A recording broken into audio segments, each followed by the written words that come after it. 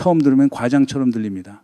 F-35A 한 대가 새와 부딪힌 사고와 축구대표팀 감독 선임 논란, 그리고 국가 권력의 폭주가 어떻게 한 줄로 이어지느냐는 겁니다. 그런데 이 이야기는 단순한 사고담도 아니고 특정 정권을 욕하기 위한 정치담도 아닙니다. 핵심은 더 차갑습니다. 한 국가가 위기 이후에 무엇을 설명하고 무엇을 숨기고 어떤 절차를 남기는가. 그게 군사에서는 동맹의 신뢰로 나타나고 축구에서는 FIFA의 경고로 나타나고 정치에서는 헌정 질서의 균열로 나타납니다. 오늘 이 영상에서 보려는 건 표면의 사고, 그 뒤에 동기, 그리고 결국 한국의 전략적 신용에 남는 결과입니다. 여기서 먼저 착각 하나를 지워야 합니다. 이건 한국 전투기가 새 때문에 망가졌다는 이야기가 아닙니다. 전투기는 사고가 날 수 있어요. 새와 충돌할 수도 있고 착륙 장치가 작동하지 않을 수도 있습니다. 진짜 질문은 그 다음입니다. 왜 그 이후의 설명은 제한적이었을까요? 왜 처리 과정은 밖에서 볼 때 불투명하게 보였을까요? 그리고 왜 전혀 다른 분야인 축구에서도 똑같은 방식의 권한 집중과 설명 생략이 반복됐을까요? 2022년 1월 한국 공군의 F-35A는 훈련 중 독수리와 충돌한 뒤 서산기지 활주로에 동체 착륙했습니다. 연합뉴스는 2023년 12월 한국 공군이 이 기체를 퇴역시키기로 했다고 보도했습니다. 수리비가 새 기체 가격에 근접하거나 넘어설 수 있다는 판단 때문이었습니다. 로이터나 AP가 아니라 국내 보도만 봐도 충격은 충분합니다. 도입된 지 얼마 되지 않은 세계 최고 수준의 스텔스 전투기가 새 한 마리와 충돌한 뒤 사실상 전력에서 빠진 겁니다. 하지만 이 장면만 보고 운이 나빴다로 끝내면 가장 중요한 층을 놓치게 됩니다. 더 흥미로운 후속 장면도 있습니다. 2025년에는 이 손상 기체가 완전히 버려지는 대신 정비 훈련용 플랫폼으로 재활용되는 과정이 공개됐습니다. 날개를 분리하고 다시 붙이는 어려운 작업까지 거쳤다는 보도도 나왔습니다. 이 장면은 두 가지를 동시에 말해줍니다. 하나는 한국과 미국의 실무 협력이 아직 살아있다는 사실입니다. 다른 하나는 처음에 관리 논란이 사라진 게 아니라 교육과 절차의 문제로 형태를 바꿔 남았다는 사실이에요. 기체를 훈련용으로 살리는 건 손실을 줄이는 선택입니다. 하지만 동맹이 정말 보는 건 그 다음입니다. 같은 종류의 사고가 다시 왔을 때 이번에는 기록이 남는가? 책임선이 분명한가? 외부가 납득할 언어로 설명되는가? 그 세 가지가 없으면 아무리 비싼 장비를 다시 들여와도 불안은 줄어들지 않습니다. F-35A는 단순한 비행기가 아닙니다. 레이더 회피 설계, 센서 융합, 데이터 링크, 전자전 체계, 정비 기록까지 모두 동맹 네트워크와 연결되는 장비예요. 쉽게 말하면 하늘을 나는 무기이면서 동시에 정보 단말기입니다. 집으로 치면 가족 통장 비밀번호, 보안카드, 개인정보, 집 열쇠가 들어있는 단말기를 이웃집 보안망과 연결해 놓은 것과 비슷합니다. 그 단말기를 어떻게 보관하고 고장났을 때 어떻게 수리하고 누가 접근했는지 설명하지 못하면 문제는 내 집안에서 끝나지 않습니다. 문제는 여기서부터입니다. 사고 자체가 아니라 사고 이후의 관리가 신뢰를 흔듭니다. 어떤 경로로 옮겼는지, 어떤 기준으로 판단했는지, 왜 특정 선택지를 배제했는지 그 설명이 충분하지 않으면 바깥에서는 추측이 자라납니다. 안보 분야에서 추측은 잡담이 아닙니다. 정보의 공백은 곧 위험으로 계산돼요. 군사 커뮤니티나 해외 전문가 네트워크에서 나오는 말이 거칠게 들릴 수 있지만 그 밑바닥에는 단순한 조롱이 아니라 이런 냉정한 계산이 깔려 있습니다. 다룰 수 없는 장비를 왜 들고 있느냐는 질문이 나오는 순간 이미 기체 손실보다 더 큰 손실이 시작된 겁니다. 더 불편한 건 이 일이 처음처럼 보이지 않았다는 점입니다. 2011년 F-15K의 타이거 I 장비와 관련해 미국 측이 한국의 장비 관리와 기술 접근 방식에 의심을 제기했던 전례가 보도된 바 있습니다. 그 사건 하나만으로 지금의 모든 의심을 단정할 수는 없습니다. 다만 동맹의 기억은 생각보다 오래갑니다. 개인 사이에서도 예전에 한번 신뢰를 깬 사람이 비슷한 상황을 만들면 더 엄격하게 보게 되잖아요. 국가 사이에서는 그 기억이 문서와 절차와 제한으로 남습니다.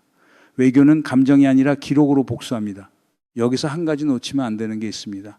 F-35의 신뢰는 한국만의 문제가 아닙니다. 2022년 9월 미국 국방부가 F-35 인수를 일시 중단한 사건이 있었습니다.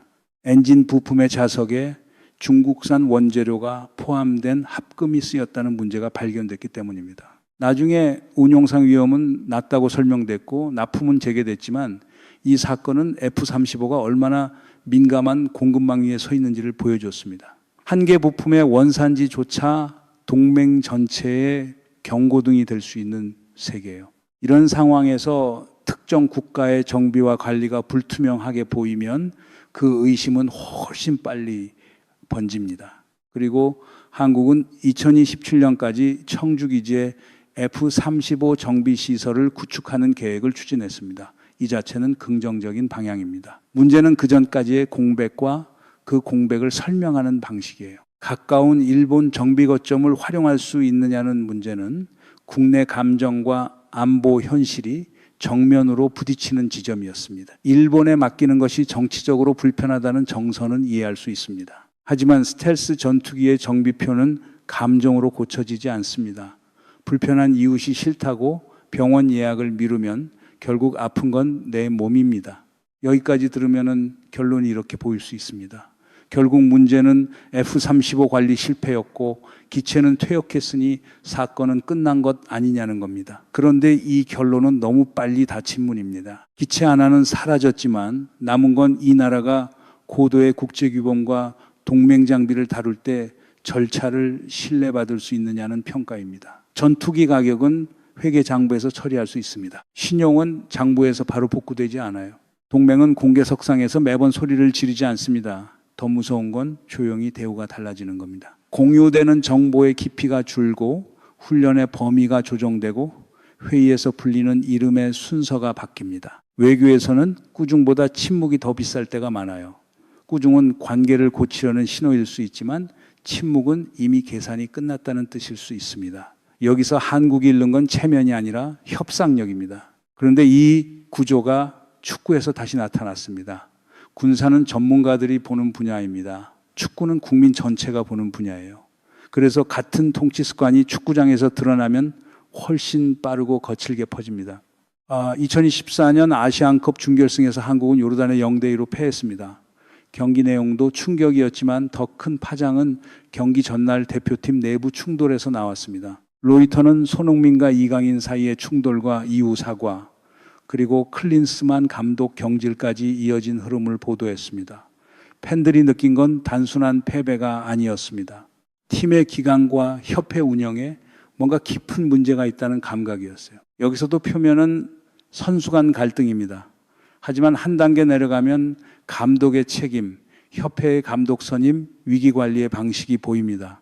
클린스만 감독이 떠난 뒤에도 문제는 끝나지 않았습니다. 홍명보 감독 선임 과정에서 특혜 논란이 커졌고 문화체육관광부 감사는 대한축구협회가 자체 규정을 어겼다는 취지의 결과를 냈습니다. 로이터는 2024년 11월 문체부가 정몽규 회장에 대한 징계를 요구했다고 전했습니다. 축구 팬들이 분노한 이유는 한 사람의 이름 때문만은 아니었습니다. 과정이 보이지 않았기 때문입니다. 잠깐만요. 이거 짚고 넘어가야 합니다. 한국 사회는 결과가 좋으면 과정의 문제를 덮는데 익숙합니다. 이건 보수와 진보 어느 한쪽만의 습관이 아닙니다. 보수 언론은 안보와 질서라는 단어로 불편한 질문을 눌러버릴 때가 있고 진보 언론은 개혁과 명분이라는 단어로 자기 편의 절차 생략을 가볍게 넘길 때가 있습니다. 조중동식 프레임이든 한경호식 프레임이든 절차가 불편하면 각자 편한 언어로 포장합니다. 그런데 외부 규범은 그런 사정을 봐주지 않습니다. FIFA도 미국 국방부도 동맹 네트워크도 국내 정치의 자막을 읽어주지 않아요. FIFA의 반응은 그래서 중요합니다. 2024년 10월 FIFA는 대한축구협회에 서한을 보내 제3자의 부당한 영향에서 독립적으로 운영돼야 한다는 규정상 의무를 언급했습니다. 한국 내부에서는 문체부 감사와 국회 질의가 당연한 책임 추궁처럼 보일 수 있습니다. 실제로 협회의 불투명한 운영을 바로잡아야 한다는 요구도 정당합니다. 그러나 5A의 기준에서는 정부나 정치권의 개입이 협회 독립성을 흔드는 신호로 익힐 수 있습니다. 같은 행동이 국내에서는 개혁이고 국제규범에서는 개입이 될 수 있는 겁니다. 이 모순이 핵심이에요. 안에서 옳아 보이는 일이 밖에서는 위험 신호가 됩니다. F-35도 마찬가지였습니다. 안에서는 비용, 감정, 국내 절차가 먼저 보였을 수 있습니다. 밖에서는 기밀 장비 관리, 동맹 표준, 공급망 보안이 먼저 보입니다. 축구도 안에서는 협회 개혁과 책임 추궁이 먼저 보입니다. 밖에서는 정부 개입과 부바 규정 위반 가능성이 먼저 보여요. 결국 한국의 약점은 능력이 없다는 데 있지 않습니다. 능력은 있습니다. 약점은 안쪽 논리와 바깥 기준을 동시에 계산하는 제도적 습관이 약하다는 데 있습니다. 이건 실패가 아니라 체질입니다. 잠깐 정적이 필요합니다. 왜냐하면 이 한 문장 안에 군사와 축구와 정치가 함께 들어있기 때문입니다. 한 번의 사고는 복구할 수 있습니다. 한 번의 인사 실패도 고칠 수 있어요. 하지만 서로 다른 분야에서 같은 방식의 설명, 생략과 권한 집중이 반복되면 외부는 그것을 실수가 아니라 체질로 읽습니다. 체질로 익히는 순간부터 문제는 개별 사건이 아니라 국가 신용의 등급이 됩니다. 처음 질문으로 돌아가 보겠습니다. 망가진 전투기 한 대가 왜 월드컵 논란과 연결되느냐는 질문이었습니다. 답은 간단하면서도 불편합니다. 세계는 사건을 하나씩 다뤄보지 않습니다. 패턴을 봅니다. F-35에서는 정비와 기밀 관리의 절차가 의심받았고 축구에서는 감독 선임과 협회 독립성의 절차가 의심받았습니다. 다만 정확히 말해야 합니다. 한국은 결국 2016년 월드컵 본선 진출권을 확보했습니다. 그러니까 이 이야기는 월드컵을 빼앗겼다는 이야기가 아닙니다. 더 정확히는 본선 진출 자체보다 더 오래 남는 국제규범 위반 경고가 있었다는 이야기입니다. 축구대표팀이 2024년 9월 팔레스타인과 0대0으로 비겼을 때 서울 월드컵 경기장의 야유는 단순한 경기력 불만이 아니었습니다. 로이터는 홍명보 감독이 그 야유를 이해한다고 말했다고 전했습니다. 이후 한국은 예선을 통과했지만 그 과정에서 팬들이 본 건 선수 개인의 재능과 조직 운영의 불협화음이었습니다. 손흥민, 김민재, 이강인 같은 선수들은 세계 어디에 내놔도 이름값이 있습니다. 그런데 위에서 흔들리면 아래는 늦게 움직입니다. 전술이 흔들리면 선수의 첫걸음이 늦고 첫걸음이 늦으면 한 장면이 무너지고 한 장면이 무너지면 여론은 다시 협회를 향합니다. 이쯤에서 다들 놓치고 있는 부분이 있어요. 축구의 혼란은 군사보다 더 대중적이어서 커 보였지만 구조는 군사가 더 위험합니다. 축구에서 절차가 무너지면 팬들이 야유합니다. 군사에서 절차가 무너지면 동맹이 조용히 계산합니다. 하나는 소리가 크고 하나는 소리가 작습니다. 그런데 진짜 위험한 건 되게 조용한 쪽입니다. 소리 없는 평가가 가장 오래 갑니다. 이제 마지막 층으로 내려가야 합니다. 2024년 12월 3일 윤석열 당시 대통령은 비상계엄을 선포했습니다. AP와 로이터는 이 계엄이 국회 군 병력이 투입되는 사태로 이어졌고 이후 탄핵과 헌법재판소의 파면 결정으로 귀결됐다고 보도했습니다. 2025년 4월 헌법재판소는 만장일치로 윤 전 대통령을 파면했습니다. 2026년 1월에는 특별검사가 내란 혐의 재판에서 사형을 구형했다는 보도까지 나왔습니다. 이 대목은 정치적으로 매우 민감합니다. 그래서 더 조심해서 말해야 합니다. 핵심은 특정 진영을 악마화하는 게 아니라 국가 권력의 절차가 한순간에 어떻게 무너질 수 있는가를 보는 것입니다. 비상계엄은 안보 언어를 사용했습니다. 그런데 안보 언어가 헌정 절차를 밀어낼 때 그 순간부터 안보는 스스로를 갉아먹습니다. 국가를 지키겠다는 말이 국가의 규칙을 부수는 도구가 되면 바깥에서는 그 나라의 명령 체계 전체를 다시 봅니다. 군이 어디까지 정치 명령을 따르는가, 국회가 얼마나 빠르게 기능을 회복하는가, 사법부가 어떤 판단을 내리는가. 동맹국은 이 모든 장면을 실시간으로 봅니다. 북한도 봅니다. 중국도 봅니다. 일본도 봅니다. 시장도 봅니다. 동맹은 박수와 성명서만 보는 게 아니라 위기 때 누가 어떤 절차를 지켰는지를 봅니다. 여기서 보수와 진보의 해석은 또 갈라졌습니다. 한쪽은 안보 위기와 야당의 책임을 앞세웠고 다른 한쪽은 민주주의 파괴와 권력 남용을 앞세웠습니다. 각각의 말 안에 일부 진실이 있을 수 있습니다. 그러나 구조적으로 더 중요한 건 따로 있습니다. 어떤 진영이든 권력을 쥐었을 때 절차를 우회하고 싶어하는 유혹이 있다는 겁니다. 보수는 국가 안보라는 이름으로, 진보는 역사적 정의라는 이름으로, 관료는 전문성이라는 이름으로, 재벌은 효율이라는 이름으로 같은 유혹을 포장할 수 있습니다. 포장지는 달라도 내용물이 같으면 결과는 같습니다. F-35의 관리 논란, 대한축구협회의 인사 논란, 비상계엄 사태는 서로 다른 무대입니다. 하지만 반복되는 장면이 있습니다. 권한이 좁은 곳에 모이고 설명은 짧아지고 외부 기준은 뒤로 밀립니다. 내부 명분이 커질수록 절차는 가벼워지고 절차가 가벼워질수록 신뢰는 무거운 비용으로 돌아옵니다. 참 신기하죠. 분야는 다른데 변명은 늘 비슷합니다. 상황이 급했다, 오해가 있었다, 나중에 설명하겠다. 그런데 신뢰는 나중에 설명한다고 기다려주는 물건이 아닙니다. 한국의 국가 이익 관점에서 보면 이 문제는 훨씬 실용적입니다. 미국과의 동맹은 감정으로 유지되지 않습니다. 일본과의 안보 협력도 좋아서 하는 일이 아닙니다. 중국과의 경제 관계도 싫다고 끊어지는 게 아니고 북한의 위협도 국내 뉴스 사이클에 맞춰 움직이지 않습니다. 그러면 한국이 할 수 있는 가장 중요한 일은 무엇일까요? 거창한 구호가 아닙니다. 문서, 절차, 감시, 책임, 설명입니다. 재미없죠. 그런데 국제정치에서는 가장 재미없는 것이 가장 강한 방패가 될 때가 많습니다. 반도체 공급망도 여기에 들어옵니다. 2024년 한국 관세당국은 미국산 반도체 칩이 중국으로 불법 수출된 혐의 사건을 적발했다고 밝혔습니다. 2025년 말에는 한국 검찰이 중국 업체로 기술이 유출됐다는 혐의로 관련자들을 기소했다는 보도도 나왔습니다. 이건 단순한 경제 범죄가 아닙니다. 미국의 대중국 기술 통제, 한국 기업의 생존, 동맹국의 신뢰가 겹치는 지점입니다. F-35의 공급망 문제와 반도체 통제 문제는 서로 다른 분야처럼 보이지만 결국 같은 질문을 던집니다. 한국은 고도의 민감 기술을 맡길 수 있는 제도적 신뢰를 계속 증명할 수 있느냐는 질문입니다. 온라인에서는 이런 반응도 나옵니다. 또 한국 때리기냐, 일본이 좋아할 이야기냐, 미국 눈치만 보자는 거냐. 그런데 이 프레임에 갇히면 핵심을 놓칩니다. 이건 한국을 깎아내리는 이야기가 아닙니다. 오히려 한국이 살아남기 위해 가장 먼저 봐야 할 이야기입니다. 기술 강국, 군사 강국, 스포츠 강국이 되려면 재능만으로는 부족합니다. 제도가 재능을 보호해야 하고 절차가 성과를 오래 버티게 해야 합니다.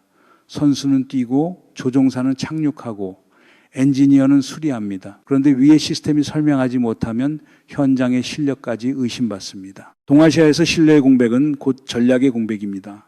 북한은 한국의 정치 혼란을 선전과 군사 계산에 활용할 수 있습니다. 중국은 한미일 협력의 균열을 세밀하게 관찰합니다. 일본은 한국의 불안정이 자국 안보 계산에 어떤 영향을 줄지 따집니다. 미국은 말로는 동맹을 강조해도 실제 운용에서는 정보 접근과 역할 배분을 조정할 수 있습니다. 지도를 보면 조용해 보여도 계산기 위에서는 이미 숫자가 움직이고 있어요.